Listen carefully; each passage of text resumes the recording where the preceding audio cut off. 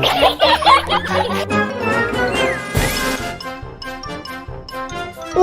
Tunes। Holi की आत्मा। बचपन से शहर में रहने वाला मनोज इस साल होली की छुट्टियों में अपने गांव दुर्गापुर वापस आता है, जहां उसे देख पूरा गांव खुशी से झूम उठता है। जब गया था तब इतना सा था और अब देखो कितना बड़ा हो गया है। हाँ सरपंच जी, जब मैं गया था तब आप भी बहुत जवान थे और अब देखो कितने बूढ़े हो गए हैं आप। चलो चलो, बढ़िया है, बच्चा घर वापस आ गया। इसी खुशी में आज रात पार्टी होगी। क्या बात है, गांव में भी पार्टियां होने लगी। वैसे अगर पार्टी की बात है तो आज क्यों सीधा होली पार्टी करते हैं। होली पार्टी की बात सुन चहल पहल में अचानक सन्नाटा छा जाता है, जिसे देख मनोज को कुछ अजीब लगता है, लेकिन तभी सरपंच बात पलट देता है। अब बहुत देर हो गई, चलो सब अपने घर चलो, पार्टी के बारे में कल सोचेंगे। मनोज भी मम्मी पापा के साथ घर आ जाता है, पर होली पार्टी और उस पर पूरे गांव की खामोशी वाली बात अभी तक उसके जहन से निकलती नहीं। पापा, होली पार्टी की बात पर सब चुप क्यों हो गए थे? अरे होगी उनकी कोई अपनी बात, मुझे गांव की पंचायत ही थोड़ी पता है। थक गया हूँ, चलो सो जाते हैं, कल बात करते हैं। पापा की बात मानते हुए मनोज भी सोने चला जाता है। आज तो छुपा लिया, लेकिन हफ्ते बाद जब होली का दिन आएगा तब इसे कैसे रोकोगे? अगली सुबह सूरज के साथ ही मनोज भी गांव घूमने निकल जाता है, जिस पर रास्ते में उसे अपनी ही उम्र के कुछ लड़के भी मिलते हैं, जिनसे दोस्ती कर अब वो उनके साथ घूमने लगता है। इसी तरह कुछ दिन बीत जाते हैं और होली नजदीक आने लगती है। दोस्तों, होली में 4 दिन ही बचे हैं, पर गांव में उसकी कोई तैयारियां क्यों नहीं दिख रही? क्योंकि यहाँ होली नहीं मनाई जाती। अरे पर ऐसा क्यों? वो राजा भूषण। अरे तुम 4 दिन के लिए आए हो, क्या इतना सोच रहे हो? चलो कुछ खाने चलते हैं। इसी के साथ एक बार फिर होली की बात को टलते हुए देख मनोज को शक होने लगता है। वो घर पहुंचते ही इंटरनेट पर अपने गांव और राजा भूषण के बारे में जानकारी निकालने लगता है। क्या? मुझे आज तक ये नहीं पता था। ऐसा कैसे? किसी ने मुझे कुछ बताया क्यों नहीं?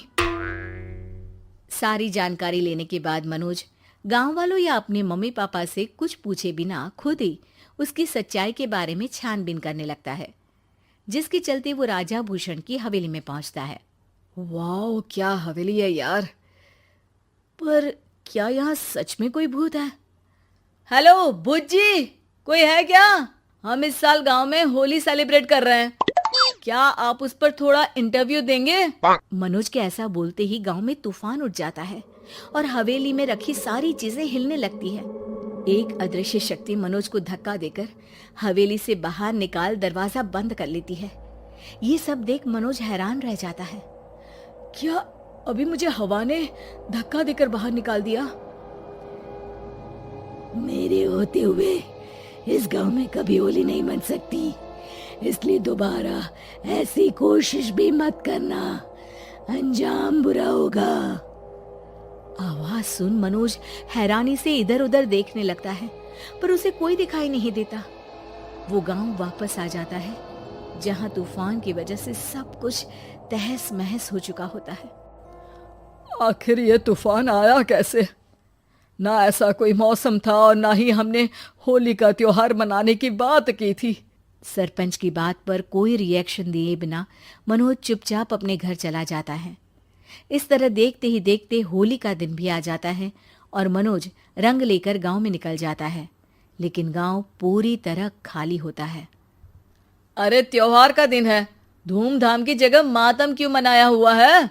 मनोज की आवाज सुन सब अपने घर की खिड़कियां खोल के घर के अंदर से ही उसे वापस जाने के लिए कहने लगते हैं, पर वो किसी की नहीं सुनता। तुझे पहले भी समझाया था, अगर होली खेलने की कोशिश भी की तो अच्छा नहीं होगा। अरे बात मान लो बेटा, तुम्हें सच नहीं पता। मुझे सब पता है। सालों पहले इस राजा ने एक अंधविश्वास फैलाया और आप लोग आज तक उसे मानते आ रहे हो। अरे बेटा, जब तुम पैदा भी नहीं हुए थे उससे भी बहुत पहले से इस गांव पर होली का श्राप है। अगर गांव में होली का त्योहार मनाया जाता है तो प्रलय आना पक्की बात होती है। राजा भूषण इस सब में नहीं मानते थे और त्योहार मनाने लगे, जिसके चलते होली वाले ही दिन पहले उनके बेटे की और फिर उनकी मृत्यु हो गई। तभी से गांव की रक्षा के लिए उनकी आत्मा उस हवेली में रह रही है। सबकी बातें सुन मनोज उलझन में पड़ जाता है। सोचना भी मत मनोज, अगर तुमने इस परंपरा को तोड़ने की कोशिश भी की तो उसका परिणाम इस गांव और गांव के लोगों के लिए अच्छा नहीं होगा।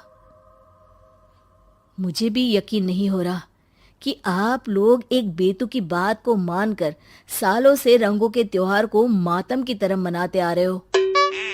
मनोज किसी की कोई बात ना मानते हुए पूरे गांव में रंग बिखेर देता है, जिसके तुरंत बाद वहां तूफान के साथ बिजलियां गरजने लगती है।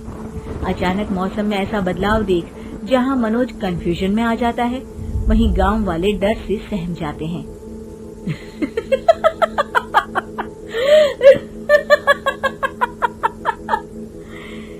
इस लड़के ने हमारे जैसे सिर्फ अपने स्वार्थ के लिए नहीं बल्कि पूरे गांव की खुशियों के लिए यहाँ होली मनाई है, जिस वजह से अब इस गांव पर होली का श्राप टूटता है। ऐसा बोलकर राजा का भूत वहां से गायब हो जाता है, जिसके बाद गांव के लोग धूमधाम से होली मनाते हैं। खुशियों के रंग गांव में बिखरे ही होते हैं कि अगली सुबह अचानक मनोज कहीं गायब हो जाता है और एक बार फिर गांव में होली का नया राज शुरू हो जाता है।